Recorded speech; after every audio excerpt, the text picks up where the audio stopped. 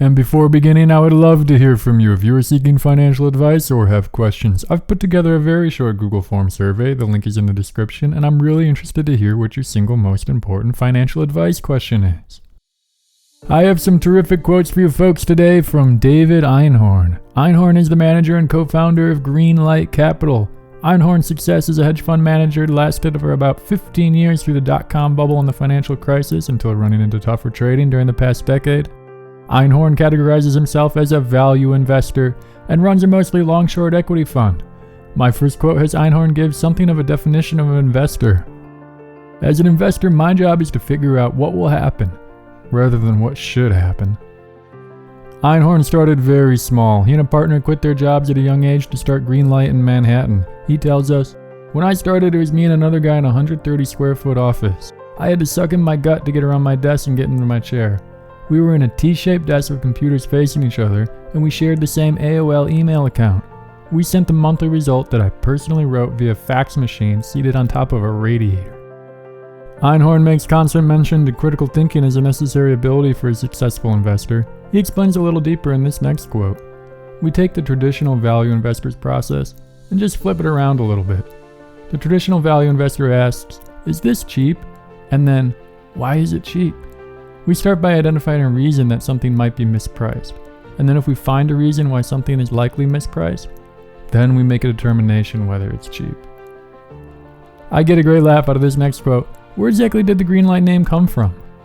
When you leave a good job to go off on your own and don't expect to make money for a while, you name the firm whatever your wife says you should.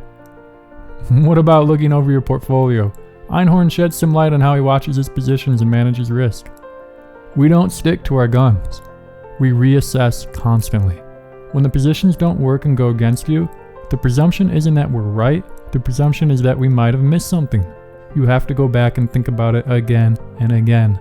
Understand the other side and try to see if your view has changed.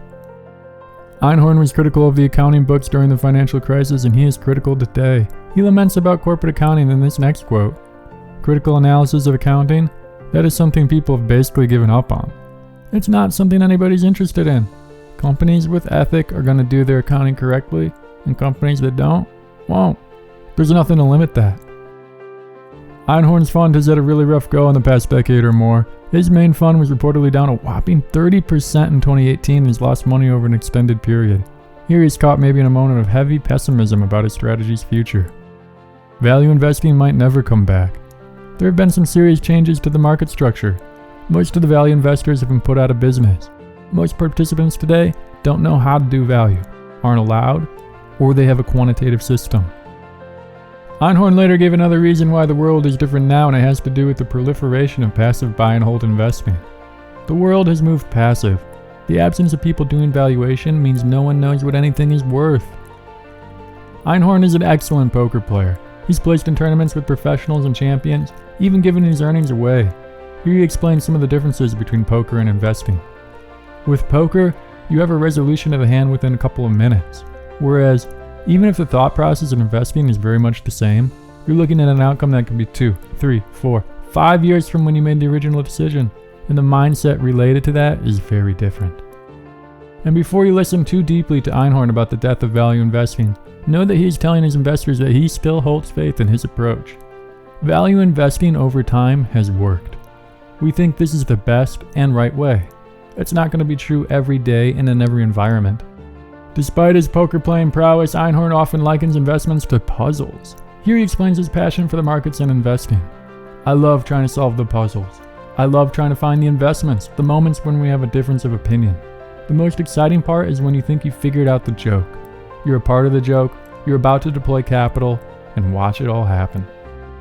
And what exactly does Einhorn mean by investments being like puzzles? We get a deeper insight into that simile in this next quote. "We view these investments as puzzles. There are a few things that you know, but those aren't the most important because everybody knows them. The important things are what you can infer and how good you are at assessing all the possible range of outcomes and constructing it into a portfolio. We aren't really competing with the complicated computer algorithms because I don't really think we would beat them."